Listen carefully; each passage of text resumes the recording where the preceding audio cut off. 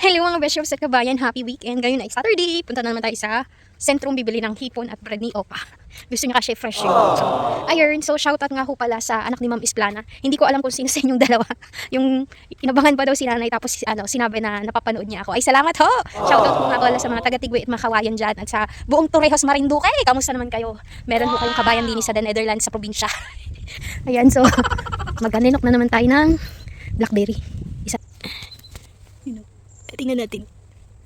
Aray.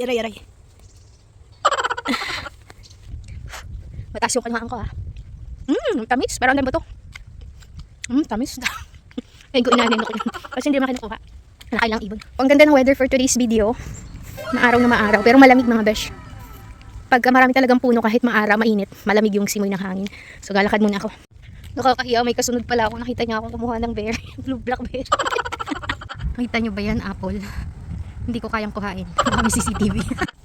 Malapit-lapit na ho mga besh.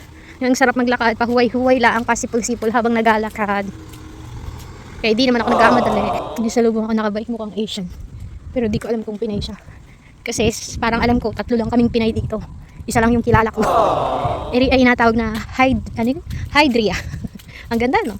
Wow! Iba-ibang kulay yan. Maya pakita ko sa inyo yung kulay violet dun sa madadaanan ko. Ayun yung ibang kulay, hydrangea pala. Kulay purple. Kailangan ko na magmadali, 9:47 na pala. Kailangan ko bumalik before 11:30 sa bahay kasi alas 12 kami iga-lunch ni Opa. But anyways, malapit-lapit na rin naman ako. Liliko na lang ako dyan sa kaliwa. And then, sentrum na. Ito yung unang shop. Wow, gaganda. Tingin tayo na mabibili natin. Ay, ang mahal na ng mga luncheon meat. My God. Ito, isa lang. Second shop na mga besh. Sabi ko di ako bibiling marami pero wag ka, natukso. Wala tayo nito. Wala kasing chocolate. Wala na yung kapeng gusto nila nanay. So, wala na. Ibang brand na. Sabi ko ho ay chocolate lang at kape. Ay walang kape. Di na parami. Hi, live. O yung, iniwan ko yung dala ko dun sa meat shop. Ay, sa fish shop kasi mabigat. Ay, sarado yung bakery. Doon ako nila bibili. Prutas lang biling ko dito. Yan o. Gusto yan eh. Bili tayo. Ay, pagkabigat. Ay, di yan. Ang sakit na naman ng balakang ni Inday. Sus, miyo maring-maring ng kabayo yan. Ang sakit ang aking balakang na naman ito. Mamayang gabi. Bumili na ako ng mga ibang pang box kasi wala akong time sa city. Anuhin ko na lang dito kung maghahatiin ko. Sa next Saturday, bibitbit akong kalahati. Next Saturday, bibit ulit kalahati. Ganun. Malayo na, pero malayo pa. Doon pa mga besh. My God, kaloka. Maraming salamat ho nga pala sa mga taong nakaka-appreciate sa mga luto ko. At sa hindi naman ay ganun talaga ang buhay. Hindi tayo pare-parehas ng utak. May mga kaibigan akong inakahiya ako. Pero naman, mas maraming proud sa akin. Kasi ko ba naman maulot ng basura sa Netherlands? Ay, life, patawanin ko na lang sarili ko. Kapoy lagi, uy. Nakauwi na ng bahay, mga besh. Kapoy. Pinamili ko mga chocolate, delata, and everything. So, bumili ho ulit ako ng isang Chinese cabbage kasi dinagdagan ko ang aking kimchi dahil nakakahiyang magbigay sa aking mga kaibigan na kaunti. Kaya dinagdagan ko, pinuno ko na yung kanilang lagayan. Nung nakaraan kasi, parang wala pang kalahati. Baka masarapan. Malay nyo, sa susunod ay may bayad na yung kanilang order. Charot.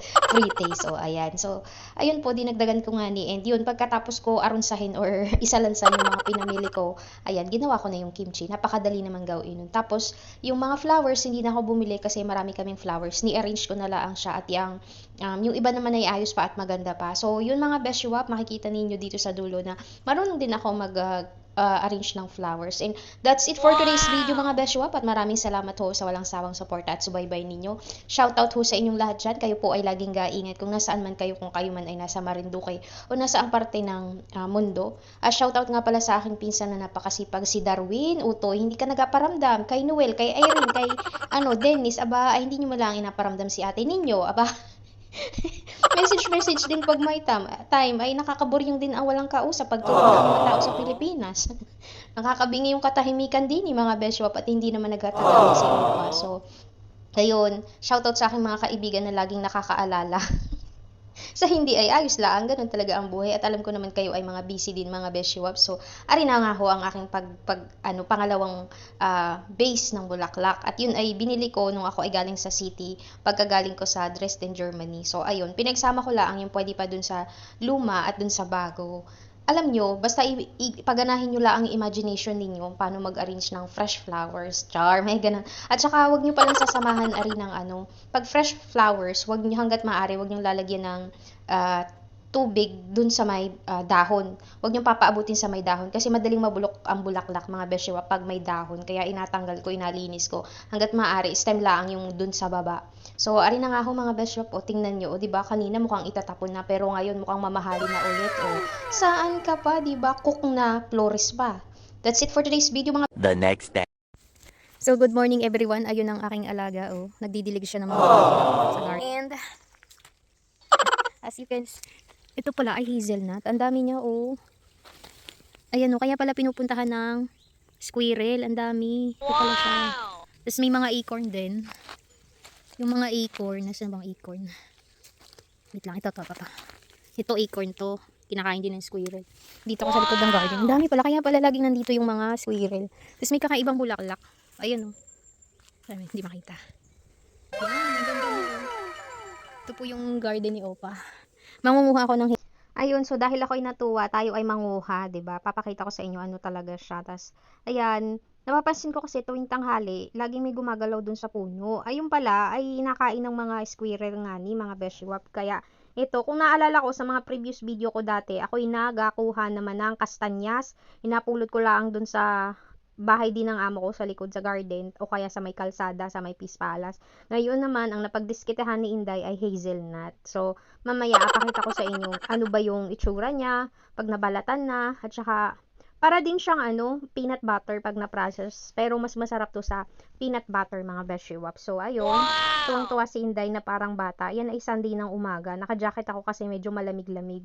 Kasi nga maaga pa, 'di ba? Tapos ako'y nakakita ng may maliit na butas, parang may parang uod or something. Yung pala, sabi ng gardener ni Opa, mole daw yun. Yung parang daga. Kaya pala ganun yung itsura niya. Baby pa kasi siya, kaya hindi ko masyadong makita. Nasa loob siya ng butas, mga beshiwap. Ayan, medyo na-curious ako dyan eh. Dyan yun yung part na yun, ayan. Tapos the next day, nagkuha pa ulit ako. Next day or yung kinahaponan, nanguha pa ulit ako kasi ang dami niya talagang nalalaglag. Tapos feeling ko hindi pa siya masyadong matured kasi pa siya, nakabalot pa siya dun sa pinakang balot niya. Ganon. Wala ka naman sa plastic mga besh, diba? So, ari na, napakarami ko nang nakuha. So, ayun na, ito na, nakuha ko na. Babalatan ko siya. Tapos, pag pinrases yan, ganito na. Parang peanut butter, siya, ito-toast mo or sasangagin, tapos gigilingin, tapos lalagyan ng konting oil at saka sugar. Then, ayun na, may hazelnut spread. Wow! Ganun yun, diba? So, balatan na natin mga besh. At ayun, isa-isa ko na nga siyang binabalatan and ini-explain ko sa nanay ko ano yung ginagawa ko and paano siya gagawin kasi ipapadala ko to sa box. Lahat na lang talaga ko ay inapadala ko sa box.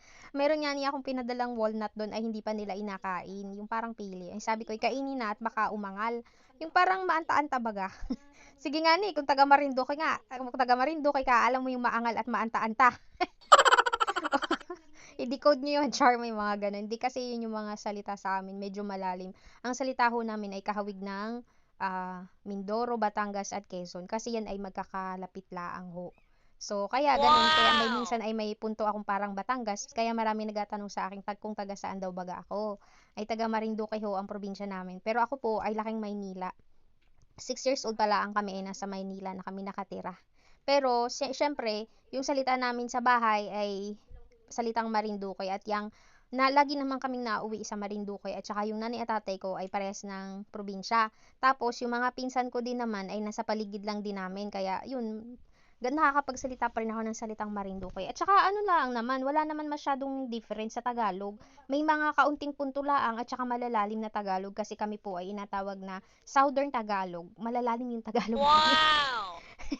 Katulad ng halika dito sa amin ay parinipaa. A few moments later. Ayan, napaghiwalay ko na. Ito, ang dami. Tapos ito yung balat. Bibilad natin to sa araw. The next day. At ayun na nga mga besh, dumating na ang aming gardener. Ayan na siya, oh. Wow! Diba? Galing. Makabili ng 10 na rin. Later. Hello mga best waps at kabayan. So naari na naman po si Inday sa kusina at alam nyo na, ipagluluto na naman. So ako ho ay ga-marinate ng chicken, wings, barbecue. So ganiri lang ho ang timpla nun ay. So syempre magbalat ka ng sibuyas. Sibuyas lang ang nilalagay ko dyan. Ay, mali, bawang pala yun. Ay naduling na ho si Inday. So syempre, hihiwa-hiwain mo lang yun ng maliliit, yung bawang. Kung may onion or ano ba to, garlic powder naman kayo, pwede din yun, mas better. O kaya naman ay onion powder, okay lang din yun. Well, actually, nilagyan ko din yan ng onion powder at saka paprika. Tapos, kaunting salt, pepper, lemon, at saka rosemary para masarap. And soy sauce. Ayan, nilagyan ko ng konting soy sauce at saka ketchup. 'Di ba? So, nilagyan ko siya ng ketchup. Tapos, syempre, lalagyan mo rin siya ng paminta. Lagyan natin siya ng paminta. O, ayan yung paminta ko mga besh. Sa city ko pa yun binibili. Tapos, ayan yung onion powder, yung paprika, tsaka yung seasoning, konti lang. And yung ating rosemary, nilagyan ko siya. Tapos, inilagay ko na ang ating hiniwang bawang or garlic. Tapos, lagay natin ng konting asukal, 2 teaspoon of sugar, at saka yung lemon, pigain natin mga beshwap. And then, pagkatapos niyan, syempre, i-marinate nyo lang, halu-haluin nyo lang siya mga beshwap para matunaw yung ating ketchup. Kahit anong ketchup, pwede nyo ilagay or kahit wala na, basta may sugar. Or kung wala kayong sugar, honey para social. Tapos ayan, isa-isa ko na nilagay yung chicken wings natin. Alam nyo ba, sabi ni Opa, never pa daw siyang kumain ng chicken wings before. Natikman lang niya yan nung nagluto na ako. And nagustuhan naman niya. Ayun, favorite niya. Favorite na niya ngayon. Dati favorite niya ay lumpia. Nagsawa yata sa lumpia, kaya ayan, chicken barbecue naman. So, pagkatapos niyan, i-set aside nyo lang siya mga beshwap and lulutuin ko siya later. At ito na nga yun, parang tanghali or hapon ko to niluto. Ayan, so mga beshwap. So, since malapit ang hapunan, an hour before nagaluto na ako, iniinit ko na lang siya if ever na. Kasi gusto talaga ni Opa, mainit pa talaga yung ano niya, pagkain niya. So, isa-isa na natin ilagay sa air fryer. I-recommend ko po sa inyong bumili ng air fryer kung kayo ay tamad mag-ihaw sa labas. Pero mas masarap pa rin mag-ihaw sa uling. Lalo sa bao ng niyog na uling, napakasarap ho mga beshiwap. So, syempre, dito kasi mabilisan, kaya kailangan na yan, air fryer na lang mga beshiwap. And after few minutes, iniikot-ikot ko siya or chine-check ko yung ating chicken para hindi naman yung kabila lang yung maganda yung luto. Dapat pantay yung pagkakaluto niya mga beshiwap. So, binabaliktad ko siya parang every 10 minutes para talagang even yung pagkakaluto. And ayun, sarap na sarap naman si Opa. Masaya siya pag yan ang ulam namin mga besh. Later. Ayan, after, mga 45 minutes ata or 30 minutes, ayan, luto na.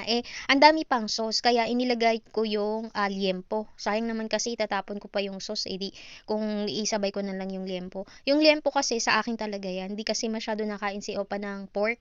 Gusto lang niya chicken, shrimp, at saka beef, ganon, tsaka salmon. So, ayan, inilagay ko na sa air fryer yung natitirang chicken wings.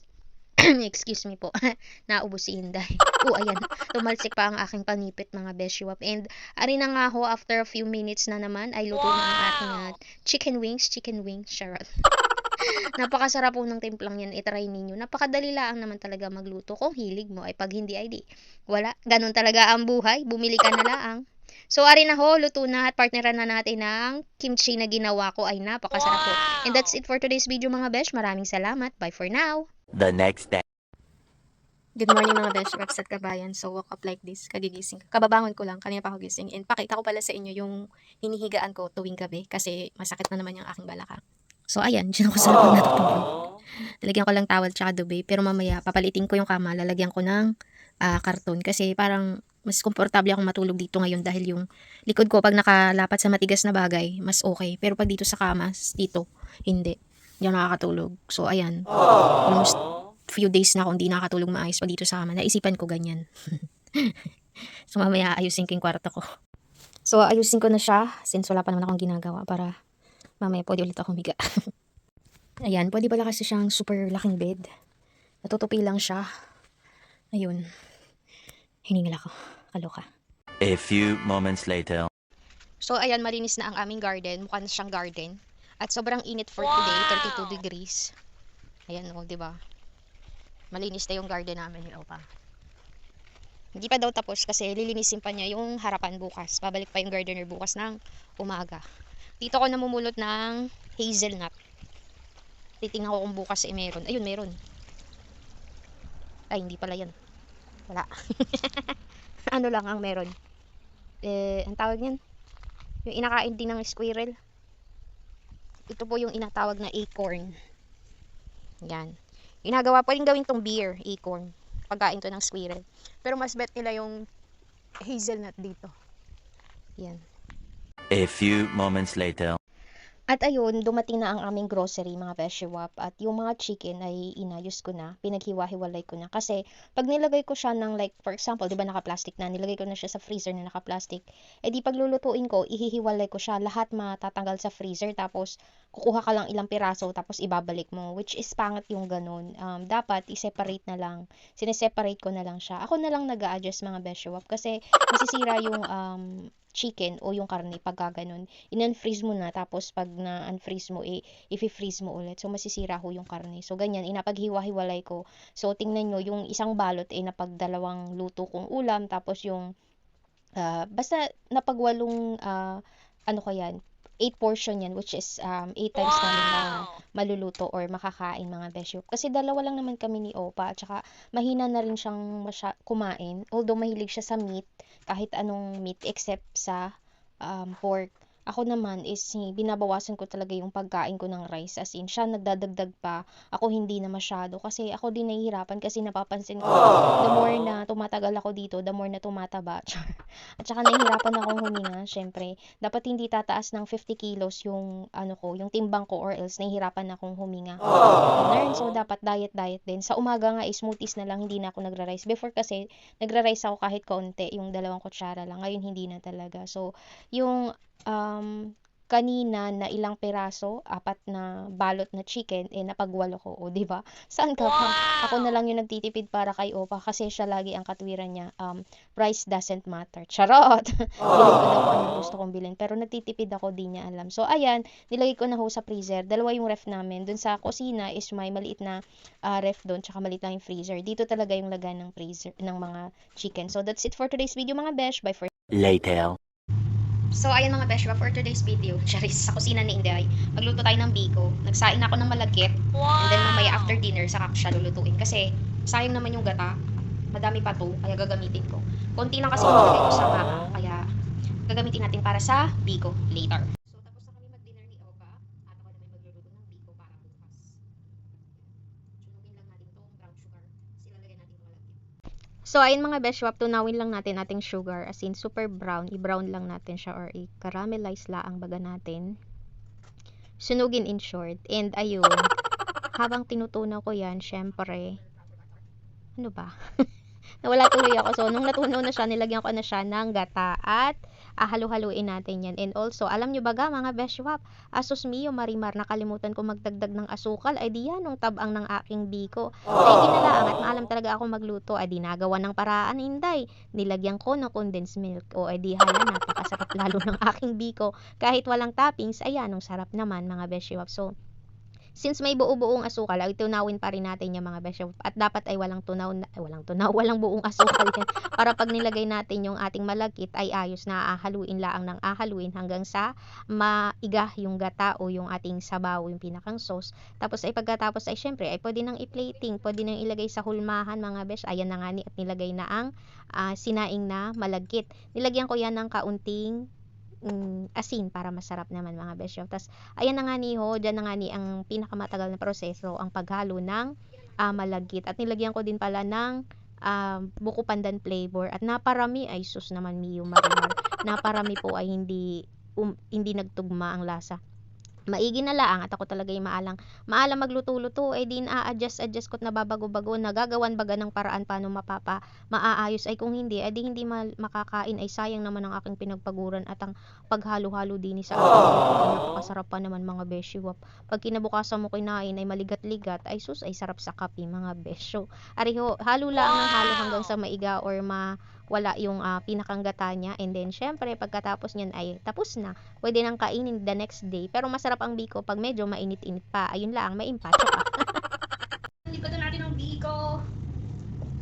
Wow! Medyo malata ang ating biko, pero ayos lang, ako lang naman ang pang merienda ko tomorrow, almusal and everything. Charot. Yun nga lang, wala tayong toppings, wala na kasi akong gata, wala na panglatik.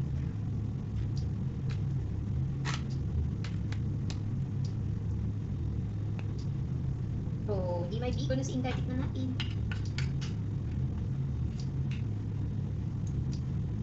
Nagkasarap. luto na ang biko. The next day. So, hello mga Beshi Wap. So, ito na nga, tayo let's be healthy naman kuno kasi tayo ay puro manok na lang. Pag hindi chicken wings barbecue ay soy chicken o kaya naman yung chicken ay alagay sa sopas o sa gulay. Baka naman kita ay magkabuni na at magkapakpak mga Beshi Wap. So, ito, nagluto ako ng chop suey. So, hinihiwa ko dito yung mga ingredients, yung ating carrots. Tapos, ito yung paborito ko at paborito din daw ni Opa. Tawag niya na chicharo. Nakalimutan ko yung English niyan mga Beshi Wap. And syempre, lagyan natin ng repolyo at ng broccoli mga besh. So, yan lang ang meron ako at hindi naman talaga siya mahilig sa gulay. Mas gugustuhin pa niya ang chicken. And yun na nga, naging paborito na ang chicken wings barbecue ko. So, ayan, pagkatapos nating hiwain ang ating mga gulay-gulay, syempre, lalagyan natin yan ng pangpalasa na garlic at onion. And ang ihalo ko dito, alam ko, ay hipon mga beshi wap. Binalatan ko na yung hipon. Maiba naman. At nilagyan ko din pala yan ng mushroom mga besh para maiba talaga. Ewan ko ba, parang ako'y nasusuya na ho sa karne. Gusto ko naman ng galunggong, tilapia, mga ganun ba. Kaya, since ako ngayon ho ay nasa city, ay tingnan ko kung merong daing na bangus dun sa Pinoy store. At ako'y magpakabili-bili na. Mimiss ko ng pritong isda, mga beshwap. Siguro ay mga 6 na buwan na akong hindi nakain. Hindi, mga 5 buwan, ganon.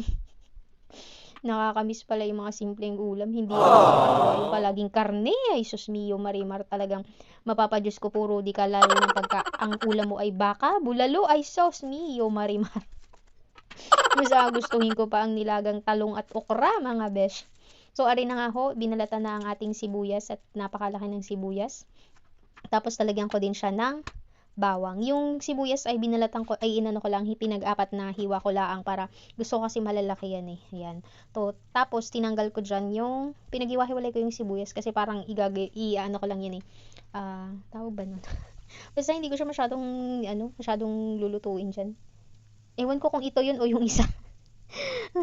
Kung kayo ay araw-araw na nasubaybay ay makikita nyo ang aking inaluto ay ang aking video pala ay puro luto mga beshwap kasi yun ho ang trabaho ko, taga-luto at taga-grocery at taga-bantay sa aking alagang matanda. So, since araw-araw naman kayo nanonood mga beshwap ay paki-like and share naman at saka syempre paki-follow na rin mga besh.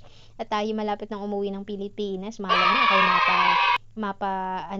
mapadpad sa inyong lugar. Mag-hi naman po kayo sa akin at hindi ko kayo kilala. Ay ako naman ay kilala nyo kahit kaunti. Charis, may ganar.